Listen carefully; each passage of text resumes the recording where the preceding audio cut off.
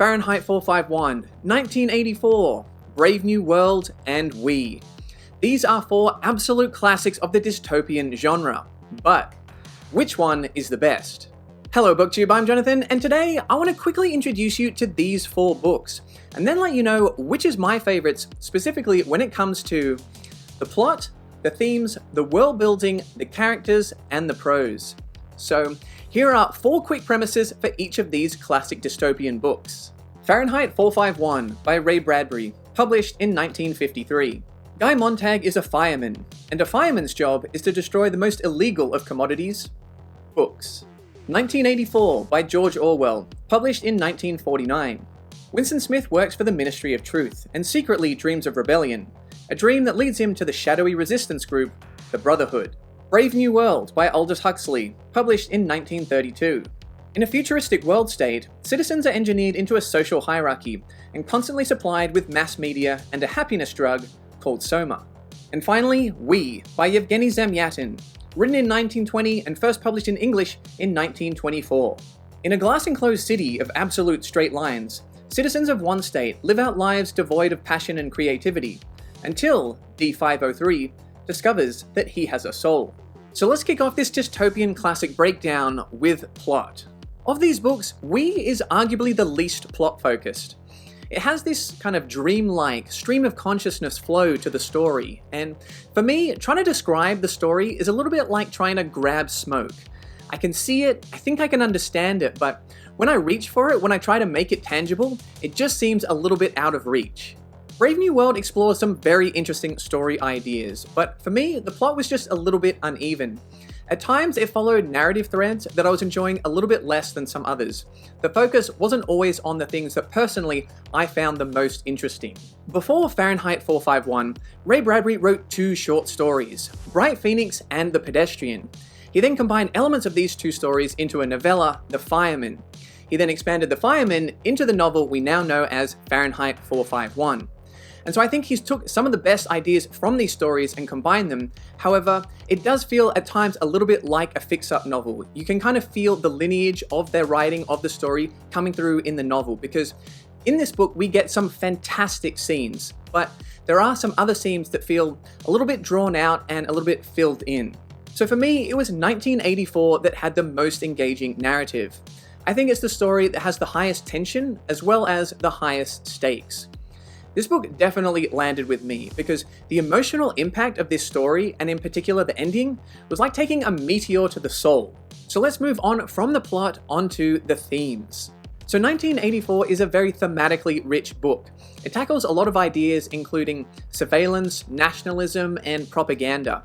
This is a real dystopia. It's definitely a dark and bleak vision of the future, and one where society is definitely ruled by fear. Brave New World is a very thought-provoking book that takes a little bit of a different approach. Some of the main ideas explored in Brave New World include social engineering, drug use, and a particular cultural view of relationships. In 1984, we have a society and a book that explores the threats of pain, whereas in Brave New World, we have a society and thematic explorations of, rather than a threat, more so the distraction of pleasures. Of these four books, Fahrenheit 451 is the one that is most focused on books themselves. Some of the main themes that the book tackles include censorship, such as burning books, as well as reducing a society's desire to read in the first place. And these two go hand in hand. It's easier to get support for burning books when there's little to no interest from society in reading in the first place. And lastly, we have the idea of entertainment and how different forms of entertainment can distract us from reading and from gaining knowledge. So I think this is an area in which all four books excelled, but I think there were some phenomenal ideas explored in We. Some of those ideas include mathematics versus art, as well as individuality and privacy. So some of the ways those were explored were that in this society, mathematics is king. Mathematics as a subject, as a philosophy, everything has a mathematical approach, and things such as songwriting and singing and art and music and dancing, all of that is just seen as silly. If it can't be quantified with an equation, then not only is it not worthwhile, but it's actually a mistake and it's something that's wrong. And so this whole approach to looking at things through a scientific and mathematical lens versus something that's more spiritual and human and esoteric, I found to be a fantastic philosophical exploration. And then when it comes to individuality, in this book, everybody has to dress the same, look the same. They don't even have names. Everybody is just called a number. And you have partners that are assigned to you. So ultimately, in the end, you have all these people, but their thoughts aren't their own and their actions aren't their own either. And you don't get to do any of these things with any privacy. In this world, all buildings are made out of glass. So this book is both literally and metaphorically exposing. We is probably the least well-known of these 4 books, perhaps because it is a translated work, but it's because of these incredible ideas that this has become so influential. George Orwell cited it as an influence on 1984, and while Huxley denied it, a lot of people have claimed that it seemed to be a rather large influence on Brave New World as well. So next, we're going to move on to the world building. So in 1984, we have a society that is definitely very scary to live in. We have aspects like Big Brother and the Thought Police and the Ministry of Truth, which have created a society which is very oppressive. We can really feel that while reading this book.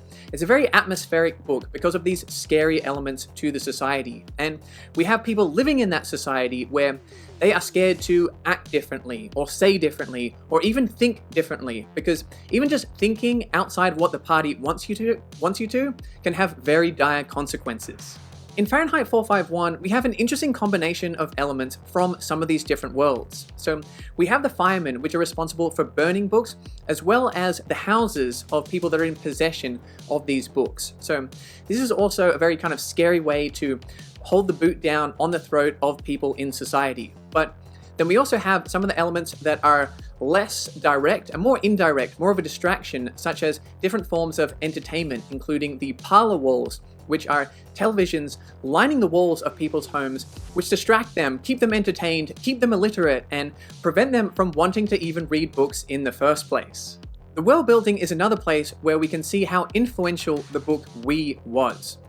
So we have things like the Benefactor and the Bureau of Guardians, which definitely influenced George Orwell's Big Brother and the Thought Police. And you also have things like mandated relationships, which also share some similarities with Brave New World.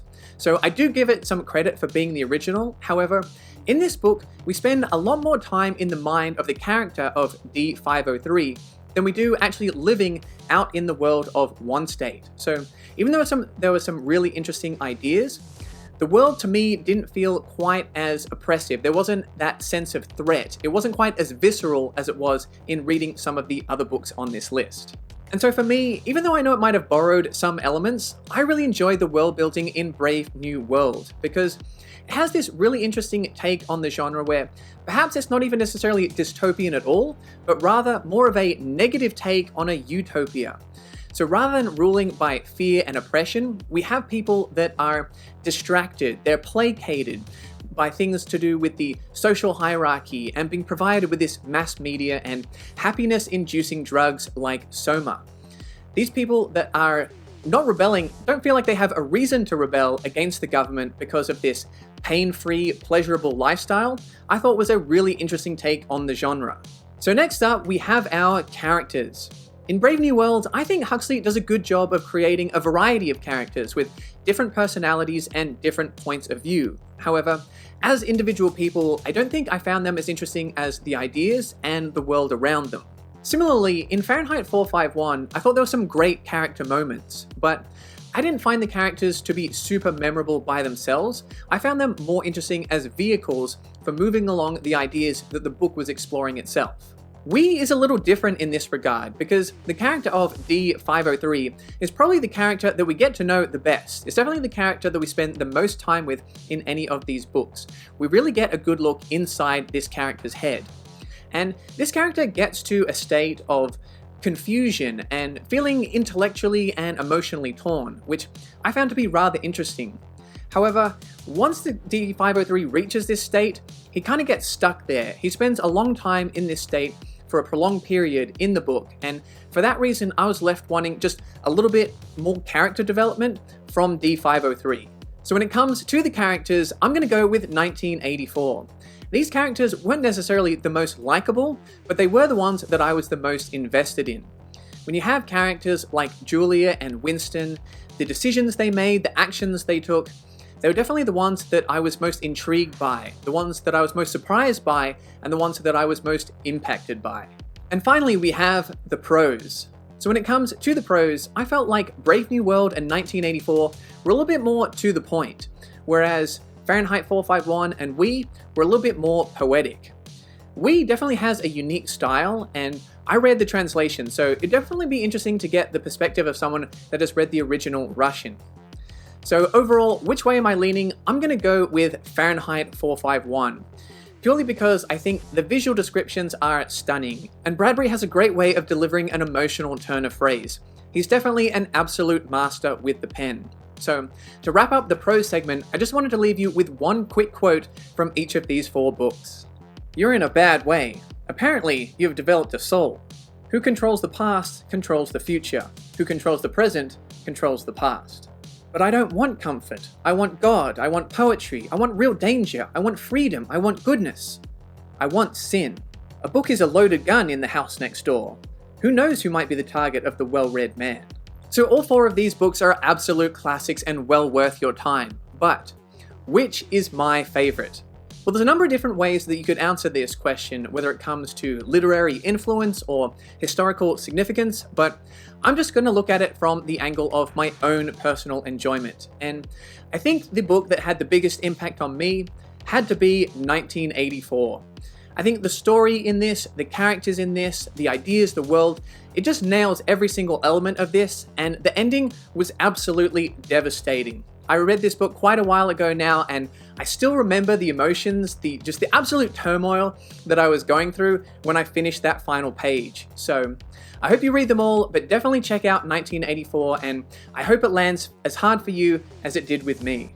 So those are my favorites. Let me know your favorite in the comments, as well as some other favorite dystopian books that I might not have mentioned in this video. And if you want to talk about them some more, feel free to check out the links to my Discord server as well as my Patreon memberships, where you can become one of my robots, androids, or cyborgs like Nima and a New Eden. I hope you enjoyed the video. If you did, subscribe. It's free. And you can find more sci-fi content over here.